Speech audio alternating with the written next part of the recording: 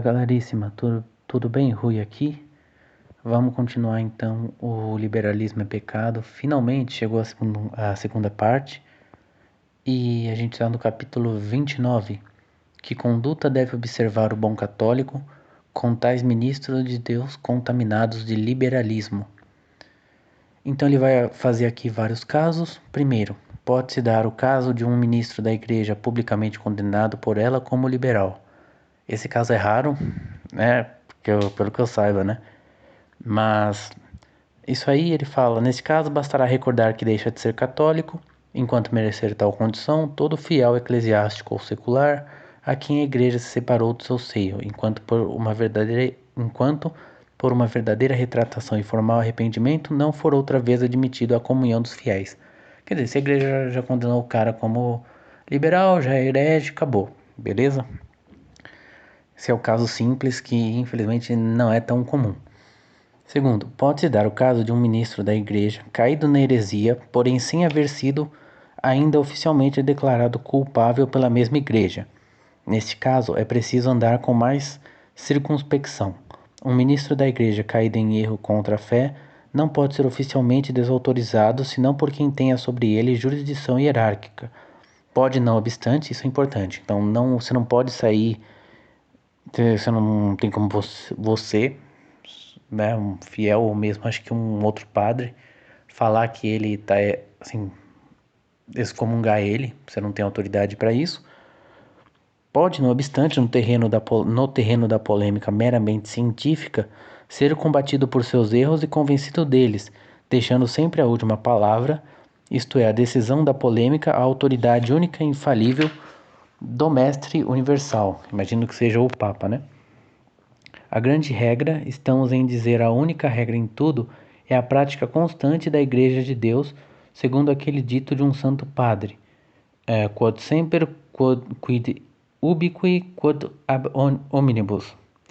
Aquilo que foi crido sempre por todos em todas as partes. Pois bem, assim se procedeu sempre na Igreja de Deus. Os particulares perceberam no eclesiástico doutrinas opostas às que comumente se ensinaram como únicas sãs, deram a voz de alarme sobre elas, lançaram-se a combatê-las no livro, no folheto de viva voz, e pediram desta forma ao magistério infalível de Roma a palavra decisiva. São os latidos do cão que advertem o pastor. Não houve heresia no catolicismo que não começasse a ser confundida e desmascarada por esta forma. Quer dizer, eles dessa forma que você confunde a heresia, né, os hereges. Aí o terceiro caso. Pode-se dar de que o infeliz extraviado seja um ministro da igreja a quem devamos estar particularmente subordinados. É preciso então proceder com mais cautela e maior discrição. É preciso respeitar sempre nele a autoridade de Deus até que a igreja o declare deposto dela, né, deposto da autoridade. Se o erro é duvidoso, é preciso chamar sobre ele a atenção dos seus superiores imediatos, para que lhe peçam sobre o caso explicações claras. Se o erro é evidente, nem por isso é lícito constituir-se em imediata rebeldia. É preciso contentar-se com a resistência passiva àquela autoridade, no que evidentemente pareça em contradição com as doutrinas reconhecidas como sãs na Igreja. Então, quer dizer, não é para você ouviu falar que tal coisa é pecado ou que é heresia, aí você sai gritando no meio da missa que ele é herege. Não, não é assim. Deve-se-lhe, porém, guardar todo o respeito exterior, obedecer-lhe no que não pareça doutrina condenada ou danosa, resistir-lhe pacificamente e respeitosamente no que se afaste da comum sentença católica. Pode-se dar o caso, e é um mais geral, de que o extravio de um ministro da igreja, quarto caso agora, não verse sobre pontos concretos de doutrina católica, mas apenas sobre certas apreciações de fatos ou de pessoas ligadas mais ou menos com ela. Então, quer dizer, deixa eu ler de novo. Mas apenas sobre certas apreciações de fatos ou de pessoas ligadas mais ou menos com ela. Então, quer dizer, não é que seja propriamente liberal, mas simpatiza com pessoas liberais ou com ideias. Lembra que ele diferenciava, por exemplo, o liberalismo em si. Ele fala que tem pessoas que são liberais só nesse aspecto ou só no outro aspecto e não no todo. Isso está lá no comecinho do livro. Neste caso, aconselha-se a prudência cristã que se olhe de prevenção esse tal sacerdote afetado de liberalismo, preferindo aos seus conselhos de quem não tenha tais mesclas, e recordando a este respeito a máxima do Salvador: um pouco de fermento faz fermentar toda a massa. Por conseguinte, uma prudente desconfiança, nesse caso, a regra de maior segurança. E neste ponto, como em tudo, pedir muita luz a Deus, e conselho às pessoas dignas e íntegras, procedendo sempre com um grande receio e a respeito de quem não julga muito retamente ou não fale muito claro com referência aos erros da atualidade. Eis o que unicamente podemos dizer sobre esse ponto, cheio de infinitas dificuldades e impossível de resolver em tese geral. Não esqueçamos uma observação que derrama torrentes de luz. Mais se conhece o homem por suas ações pessoais do que por suas palavras e escritos.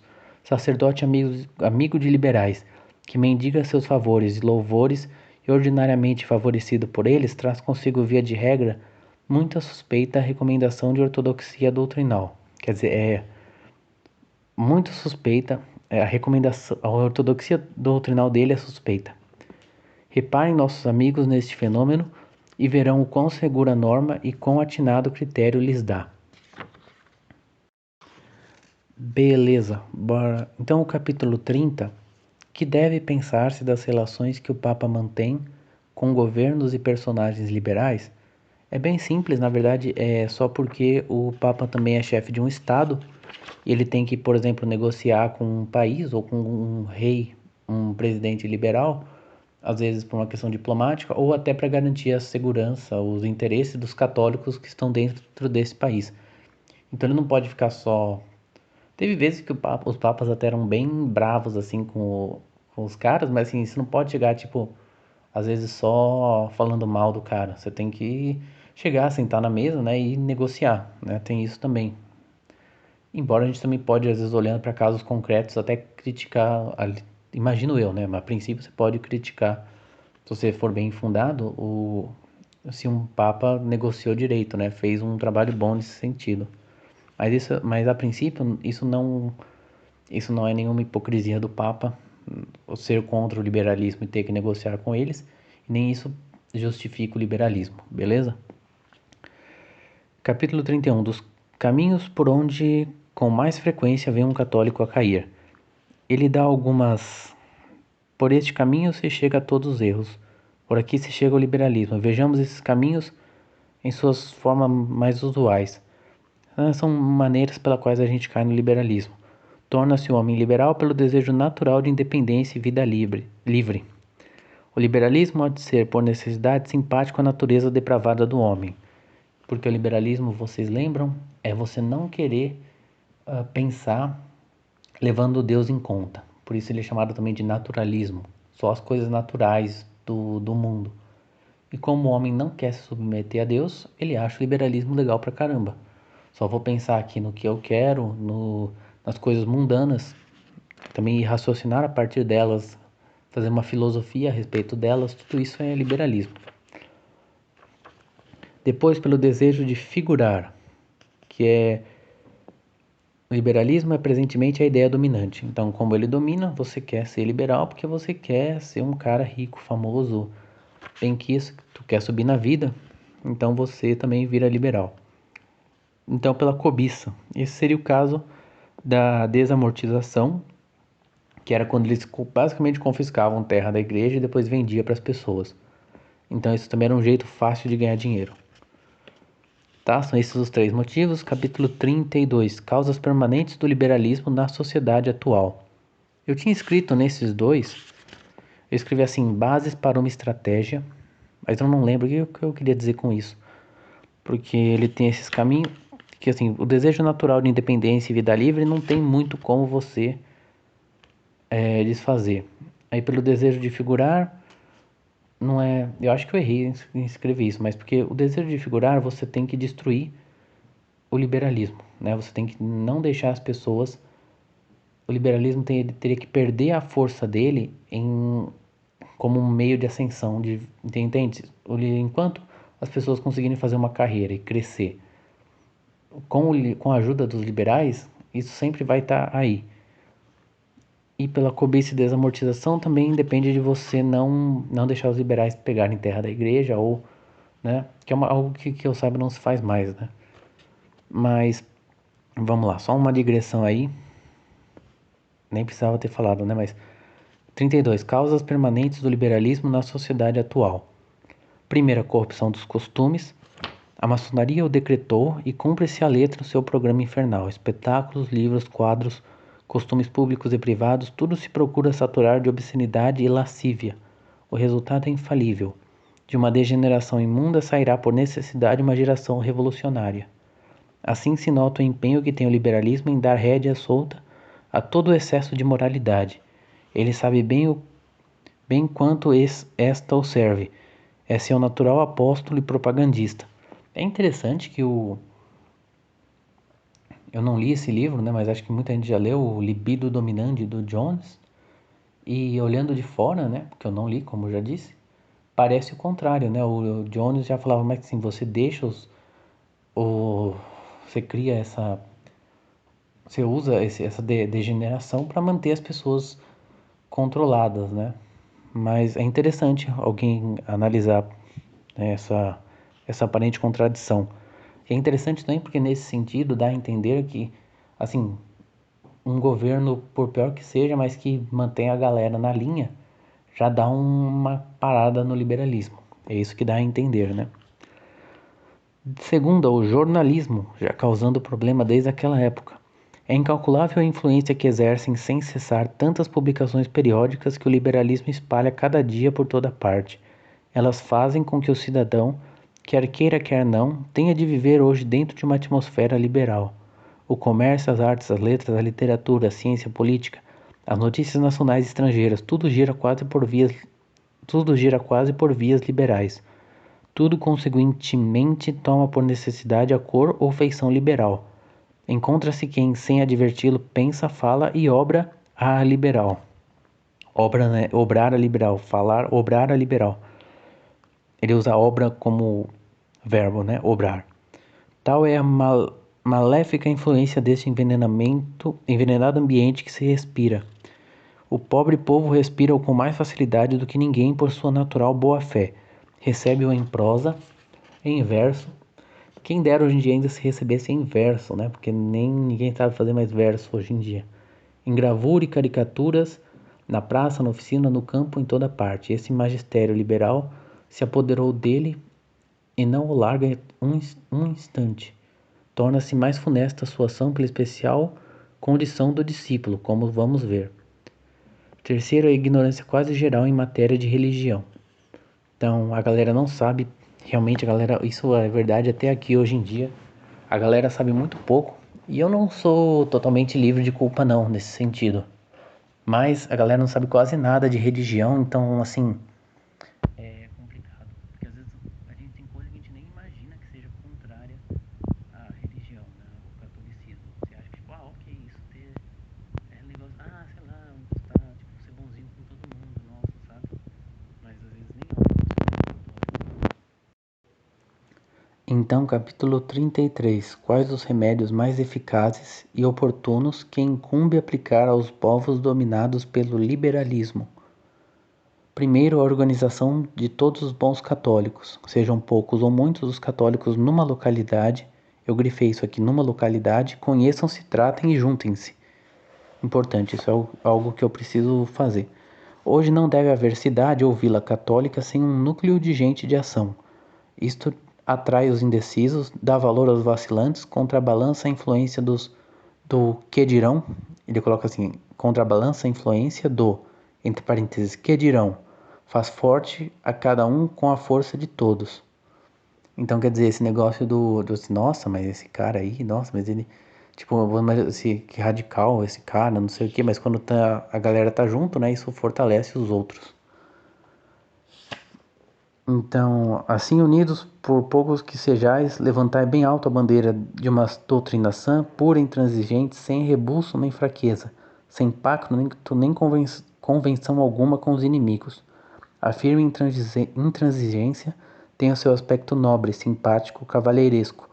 É grato ver um homem açoitado como um penhasco por todas as ondas e por todos os ventos, e que permanece fixo, imóvel, sem retroceder. Bem da hora.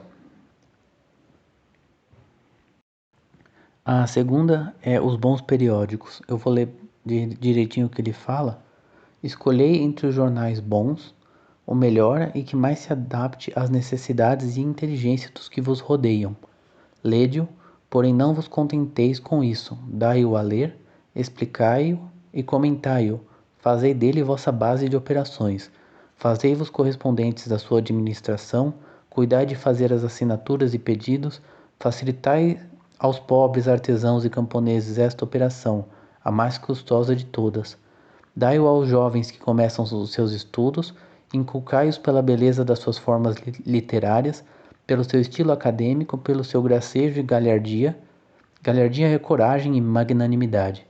Começarão por gostar da salsa e acabarão por comer o que com ela vem guisado.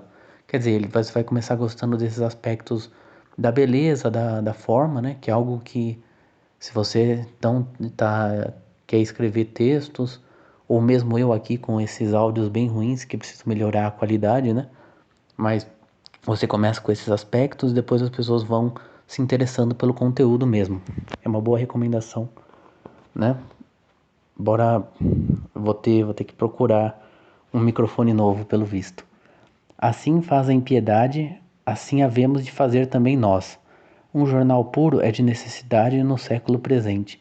Diga-se o que quiser dos seus defeitos, nunca igualarão suas vantagens e benefícios. Convém, além disso, favorecer a circulação de qualquer outro impresso de caráter semelhante, o folheto de ocasião, o discurso notável, a enérgica pastoral, etc, etc. Então, o terceiro, as escolas católicas. Mas, eu vou ler aqui, dê-se escola gratuita e a horas convenientes para todos, de manhã, de tarde e de noite. Nos dias festivos atraiam-se os meninos, animando-os e acariciando-os. Diga-se-lhes francamente que a outra escola do mestre mau é a escola de Satanás. Então, dá a entender que, tipo, não que...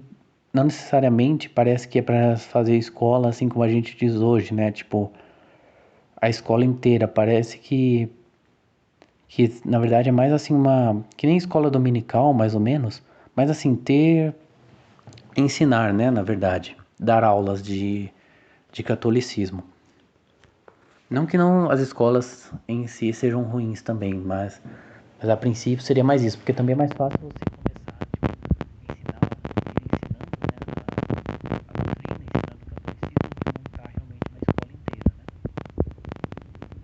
então, capítulo 34, sinal claríssimo por onde se conhecerá facilmente o que procede de espírito puramente católico e o que procede de espírito simplesmente afetado ou radicalmente liberal. Então ele fala que a obscuridade é o grande auxiliar da maldade. Então esse capítulo é para dar certos critérios para perceber se é alguma coisa, um jornal, alguma pessoa, algum instituto, na verdade é liberal escondido. Porque ele fala assim: todos têm a voz da igreja que pode dar a cada um perfeita segurança. Ele está imaginando alguém falando isso. Está bem, mas a autoridade da igreja não pode ser consultada a cada momento, nem para cada caso particular.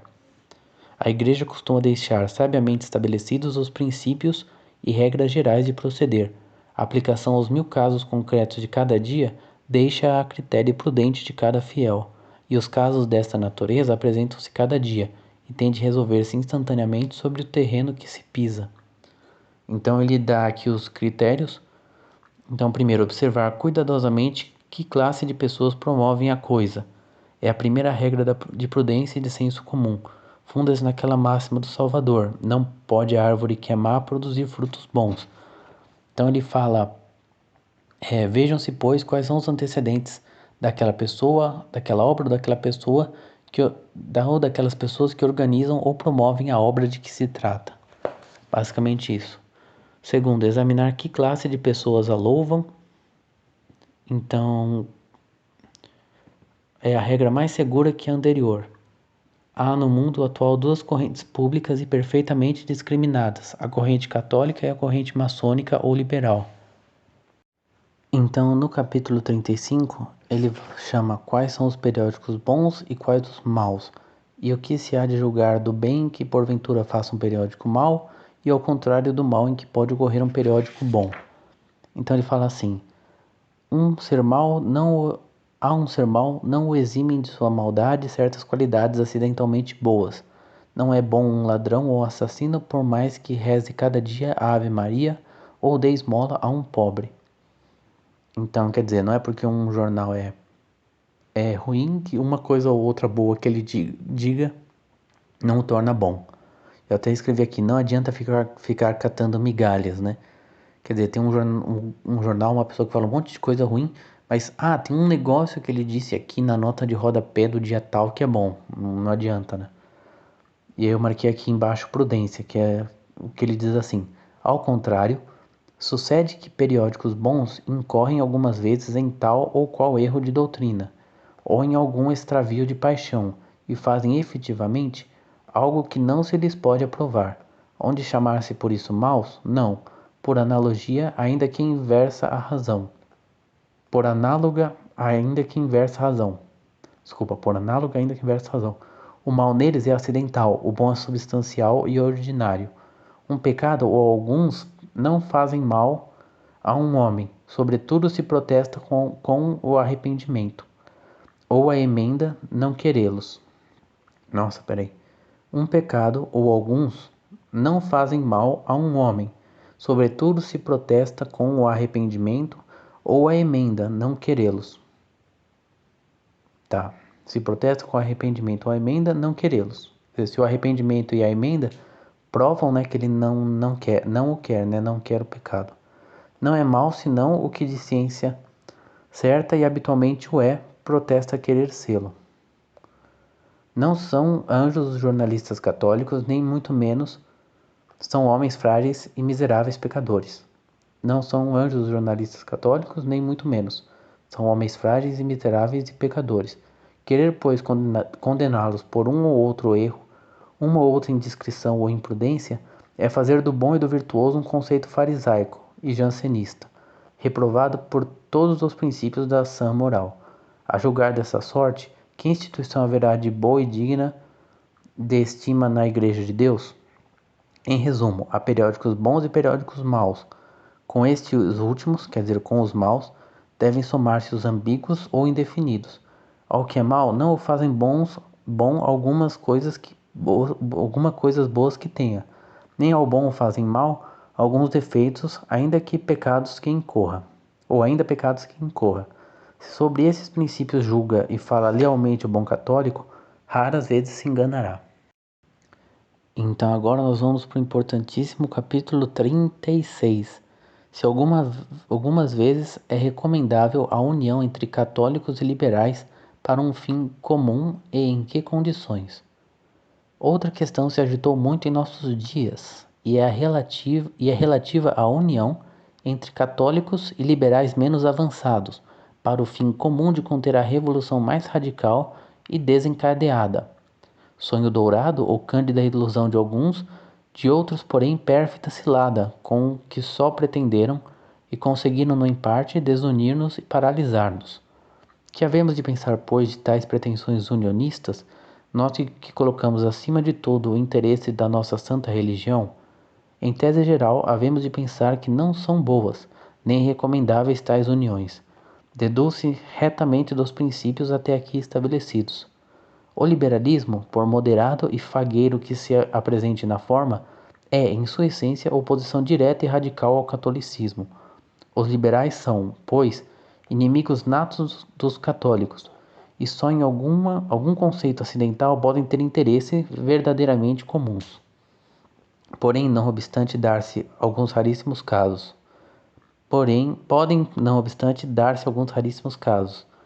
Pode com efeito suceder que contra uma das frações mais avançadas do liberalismo seja útil em certos casos a união de forças integralmente católicas com as de outro grupo mais moderado do próprio campo liberal.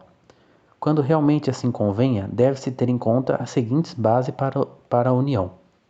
Primeiro, não partir do princípio de uma neutralidade ou conciliação entre interesses essencialmente opostos, quais são católicos e os liberais. Essa neutralidade ou conciliação está condenada nos sílabos e é, por conseguinte, uma base falsa. Tal união é traição, é abandono do campo católico por parte dos encarregados de defendê-lo. Não se diga, pois, prescindamos de diferenças de doutrina e de apreciação. Nunca se faça essa vil abdicação de princípios. Diga-se antes de tudo, apesar da radical e essencial oposição de princípios e apreciações, etc. Fale-se e obre-se assim, para evitar confusão de conceitos, escândalo aos incautos e alardes do inimigo. Então nunca chegar com a ideia de que não, olha, a gente tá junto, a gente superou as diferenças, não. Apesar de não, a gente vai se juntar aqui, mas não tem amizade não, cara. Beleza?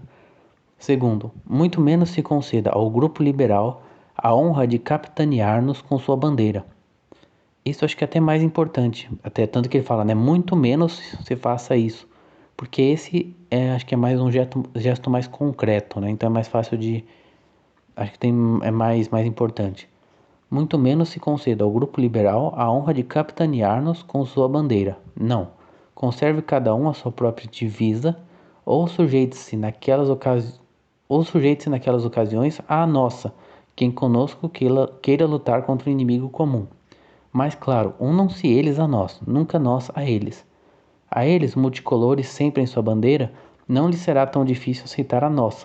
A nós que queremos tudo puro e sem mescla, há de ser-nos mais custosa tal mistura de divisas. Então assim, você que vai estar em segundo lugar, a gente que manda. Nunca se julgue deixar com isso estabelecidas as bases para uma ação constante e normal. Não podem sê-lo senão para uma ação fortuita e passageira. Uma ação constante e normal não pode estabelecer-se senão com elementos homogêneos e que possam engrenar entre si como rodas perfeitamente combinadas.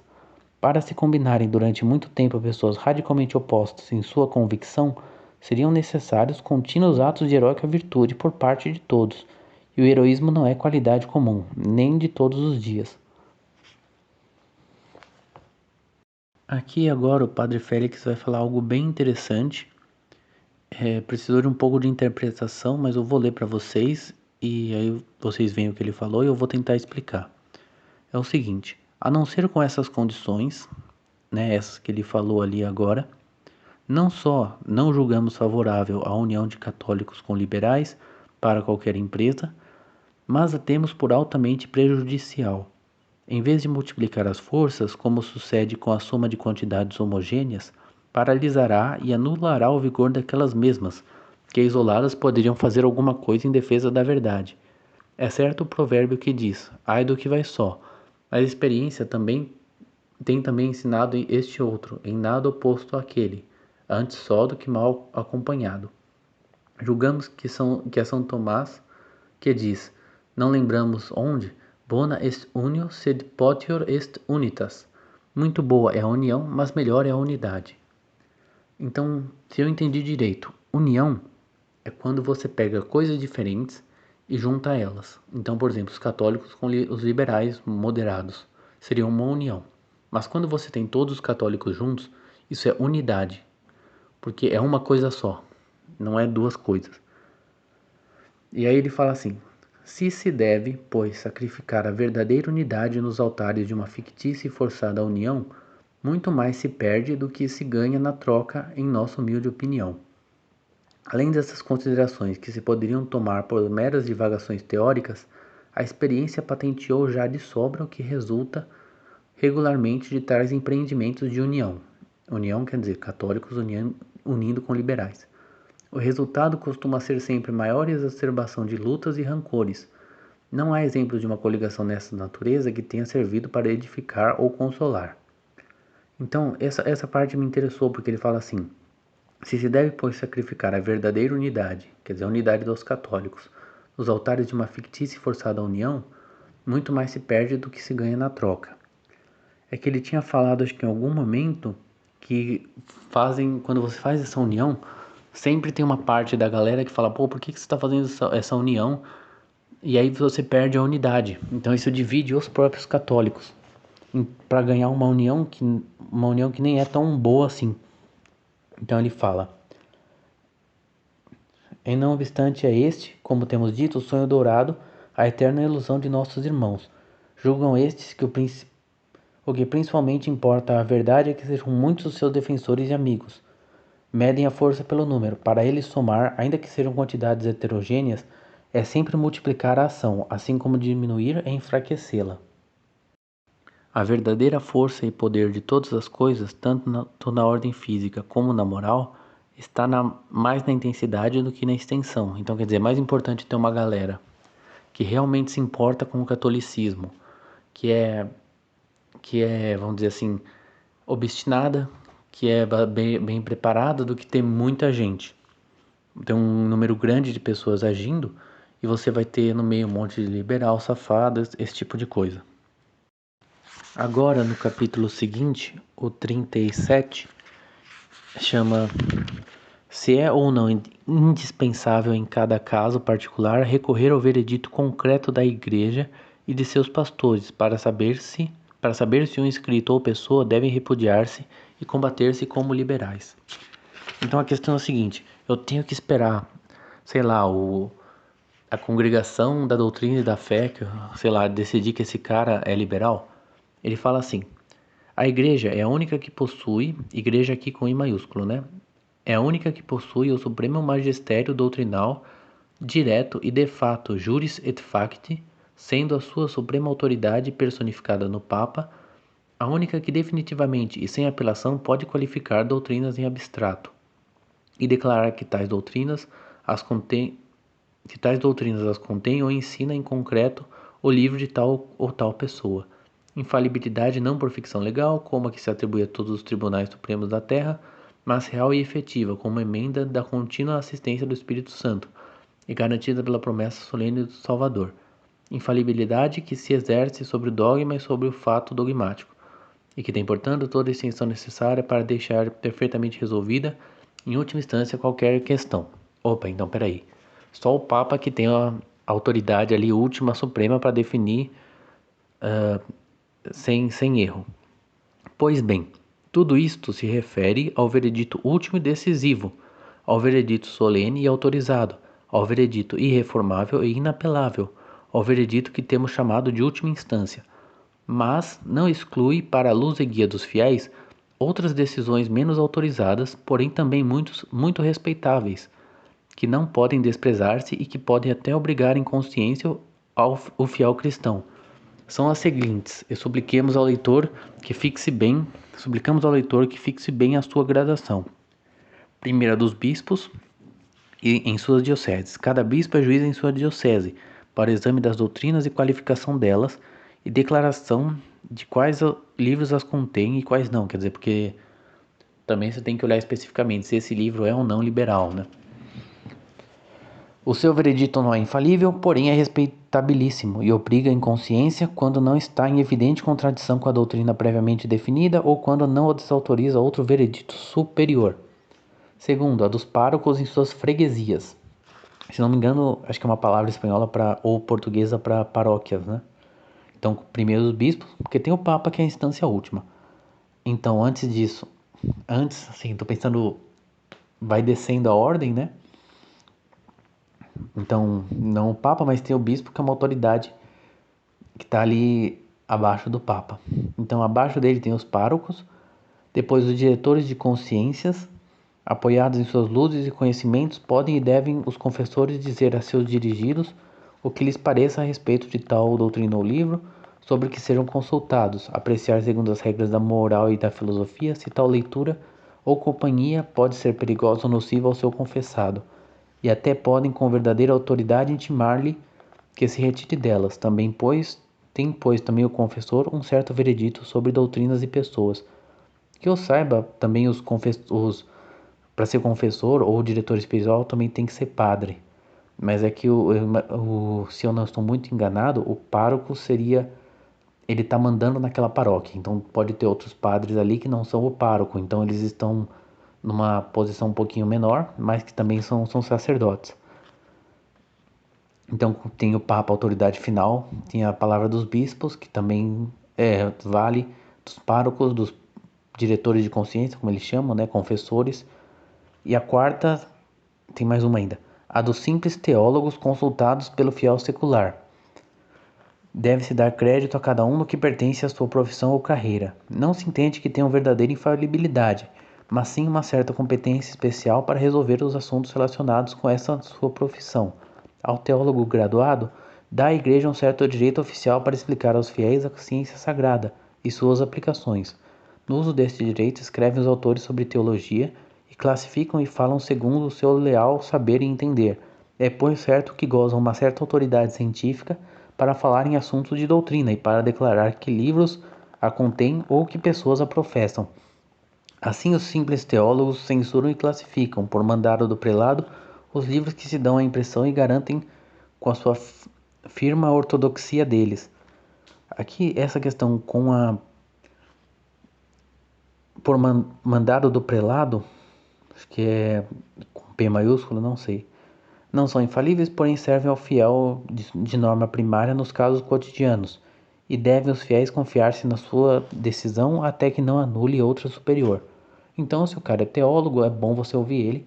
Ele fala que tal cara é suspeito, tem problemas liberais, é bom você ouvir. A da simples razão humana devidamente ilustrada. Sim, senhor, isto é lugar teológico, como se diz em teologia, quer dizer, é critério científico em matéria de religião. A fé domina a razão. Essa deve estar-lhe em tudo subordinada, porém é falso que a razão nada possa por si. É falso que a luz inferior acendida por Deus no entendimento humano não alumie nada, ainda que não alumie tanto como a luz superior.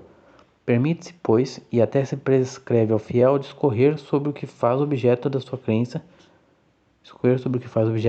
tirar daí consequências, fazer aplicações, deduzir paralelos e analogias. Assim pode o simples fiel desconfiar logo à primeira vista de uma doutrina nova que se apresente, segundo maior ou menor desacordo, em que a veja com outra definida, e pode, se esta desarmonia é evidente, combatê-la como má, e chamar mal ao livro que a sustenta. O que não pode é defini-la ex cátedra, porém tê-la para si como perversa e como tal denunciá-la aos outros para seu governo, dar a voz de alarme e disparar os primeiros tiros, isso pode fazê-lo fiel secular. Assim se tem feito e aplaudiu sempre a igreja. Isto não é fazer-se pastor do rebanho, nem sequer humilde zagal, que é um cão de guarda, né? É simplesmente servir-lhe como cão para dar aviso com os seus latidos. Nem humilde zagal, guardador de gado. Ah, não, zagal não é um cachorro, é um segundo pastor ali, um ajudante do pastor. É simplesmente servir-lhe como cão para dar aviso com seus latidos. É necessário que ladrem os cães, ele diz. Recordou a propósito disso, muito oportunamente, um grande bispo espanhol, digno dos melhores séculos da nossa história. Então é basicamente isso. Porque, assim, a questão é que você acusa alguém de ser liberal, o cara fala, mas quem é você para falar que eu sou liberal? Só a igreja, quer dizer, eu posso falar o que eu quiser aqui de liberalismo e só você tem que ir lá no conselho de não sei o que da igreja lá em Roma mandar conversar com o cardeal pro cardeal falar para eu parar de falar coisa. Então assim, você fala, meu, obviamente que isso é loucura, né? Senão é absurdo. Qualquer coisinha que alguém fala tem que levar lá para Roma para saber se é certo ou não. Aí eu marquei mais uma coisa aqui, deixa eu ver. Os mais rigoristas a este respeito, quer dizer, os que mais enchem o saco para que só Roma pode decidir as coisas, são os mais endurecidos sectários da escola liberal. Como se explica esta aparente contradição? Explica-se muito claramente, recordando que nada conviria tanto ao liberalismo como esta mordaça legal posta na boca e na pena de seus mais destemidos adversários. Seria, na verdade, um grande triunfo para ele chegar a conseguir que, sob o pretexto de que ninguém pode falar com voz autorizada na igreja senão o Papa e os bispos, emudecessem de repente os de Mestre, os Valdegamas, os Veuillot, nome em francês é Bilhoslada, os Aparise, os Terrado, os Orli e Lara, os Nocidal, de que sempre por divina misericórdia houve e haverá gloriosos exemplos na sociedade cristã. O Demestre é bastante famoso, né? Ele não era nem padre nem nada, ele era só um fiel, assim. Tinha o problema de que ele era da maçonaria, mas acho... É foda. Ele tinha tipo uma espécie de um perennialismo, mas ele, sei lá, tem que olhar com mais cuidado, assim. E tem que lembrar que uma coisa é a maçonaria hoje em dia, uma coisa em onde que era? Na Savoia, em 1700 e sei lá quando, mas... Porque eu acho que nem em todo lugar a maçonaria era proibida. Eu sei que, na verdade, o rito... A maçonaria do rito sueco, você pode ser católico e ser maçom no rito sueco. Eu ouvi alguma coisa a respeito, tá? Não é pra vocês ficarem com vontade de entrar na maçonaria, tá? Mas eu acho que isso... Depois eu posso procurar uma coisa pra confirmar, mas eu acho que isso é informação verídica. Mas também não tem pra quê, né? Mas vamos lá. No capítulo 38, chama E que dizer da horrível seita do laicismo, que desde há pouco, nos dizem alguns, causa tão graves estragos no nosso país. É que é o seguinte, laico, né, serviria de leigo, né, que é o fiel católico que não é sacerdote. E se chamava na época laicismo os fiéis católicos que faziam a luta católica na política sem ser clérigos, porque eu acho que teve muito problema com... Devem ter proibido os sacerdotes de fazerem parte da política, e aí os liberais começaram a atacar esses caras, né? Então ele fala assim, não é muito importante, mas ele fala: o laicismo foi uma heresia singular, ele está sendo irônico, destes últimos tempos, que teve contra si a sanha de todos os que aborrecem a Jesus Cristo. Então todo mundo que é liberal, que é contra Jesus, acha o laicismo um negócio absurdo, de horrível, nossa, meu Deus, né? Porque na verdade eram os fiéis católicos que estavam lutando para fazer o que a igreja manda. E é bem interessante dar uma olhada, quem gosta mais de história, procurar mais a respeito desses movimentos. Eu acho que a gente tem que buscar tudo o que houve ali em vários países, em vários momentos históricos, e buscar o máximo de informação, como que eles se organizavam, como que eram as reuniões, que tipo de literatura eles produziram, né, estratégias, táticas, tudo, e a gente tem que juntar tudo isso e fazer e ter isso, né, como um conhecimento, né, aprender com as gerações que vieram antes, né. Então, capítulo 39. Se é mais conveniente defender abstratas doutrinas católicas contra o liberalismo ou defendê-las por meio de uma agrupação ou partido que as personifique. Julgamos que é melhor e que é o único meio prático, viável e eficaz atacar o liberalismo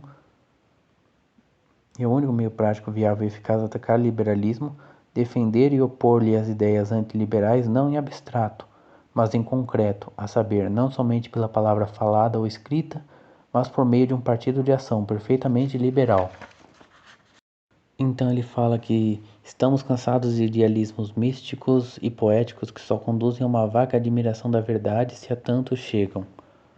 O que se chama, pois, um partido católico, qualquer que seja outro apelido que se lhe dê, é presentemente uma necessidade, significa o mesmo que feixe de forças católicas, núcleo de bons católicos, união de trabalhos católicos para obrar no terreno humano em favor da Igreja, ali onde a Igreja hierárquica não pode muitas vezes descer.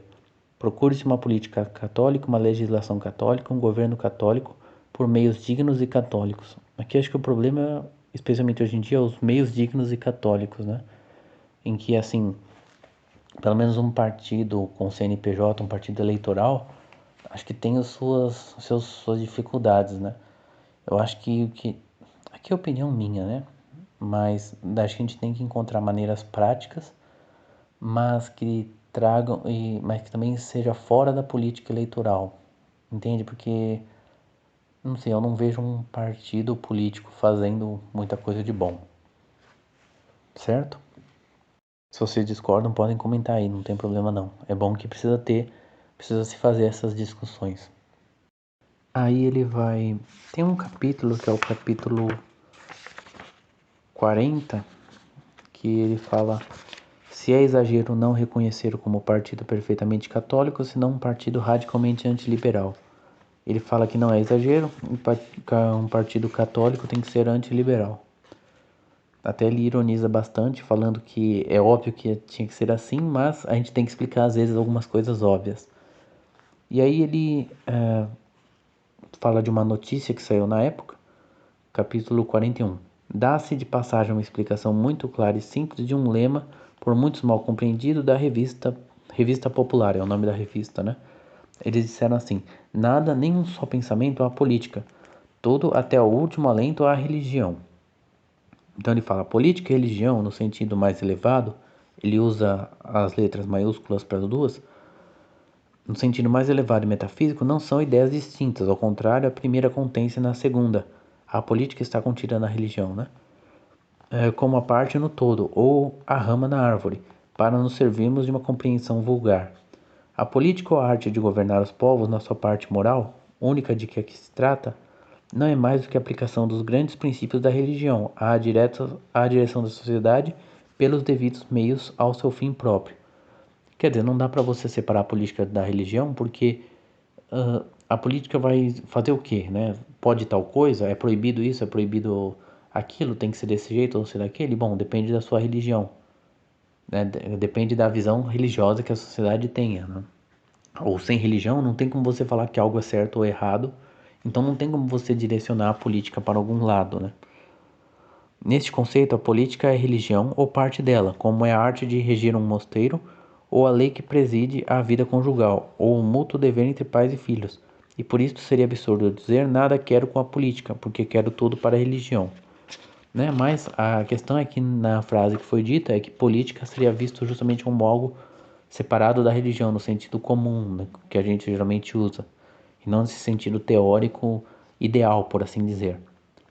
Então, capítulo 42, uma observação muito prática e muito digna de tomar-se em conta sobre o caráter aparentemente distinto que oferece o liberalismo em distintos países e em distintos períodos históricos de um mesmo país. Assim, por exemplo, a quem não houvesse estudado senão o liberalismo francês, descarado, ébrio de voltairianos rancores contra tudo que de longe tivesse sabor cristão, haveria de ser difícil nos princípios deste século compreender o liberalismo espanhol hipócrita, semimístico, acalentado e quase batizado em sua malfadada crença nascença em Cádiz, com a invocação da Santíssima Trindade, Pai, Filho e Espírito Santo. Era muito fácil, pois, ao observador superficial, ocorrer-lhe então a ideia de que o manso liberalismo espanhol nada tinha que ver com o furibundo e francamente satânico que professavam na mesma época os nossos vizinhos. E não obstante, olhos perspicazes viam já então o que agora tem ensinado, ainda aos mais míopes, a experiência de meio século, que o liberalismo de Círio na mão e cruz ao peito, o liberalismo que na primeira época constitucional teve por pais e padrinhos assisudos magistrados, graves sacerdotes e ainda elevadas dignidades eclesiásticas, o liberalismo que mandava ler os artigos da sua Constituição no púlpito de nossas paróquias e celebrava com repiques de sinos e solenes Te Deum as infernais vitórias do maçonismo sobre a fé da antiga Espanha, era igualmente tão perverso e satânico como o que colocava sobre os altares de Paris a deusa da razão e ordenava por decreto oficial a abolição do culto católico em toda a França. Então, quer dizer, entender as diferenças entre os liberalismos. Entender que num país mais católico, o liberalismo vai se fazer de católico para conseguir atacar o quanto ele pode. Deixa eu ver o que mais aqui. O liberalismo é uno como é una a raça humana. O liberalismo, além da forma especial que apresenta em cada nação em vista da idiosincrasia, da mesma apresenta formas especiais segundo seu maior ou menor desenvolvimento em cada país. É como uma tísica maligna que tem diferentes períodos, com sintomas especiais em cada um deles. Terceiro, diferente de grau de enfermidade exige diferente tratamento. Isto é evidente per se e não necessita que nos demoremos em demonstrá-lo. Contudo, o esquecimento disto dá lugar na propaganda católica a frequentes embaraços.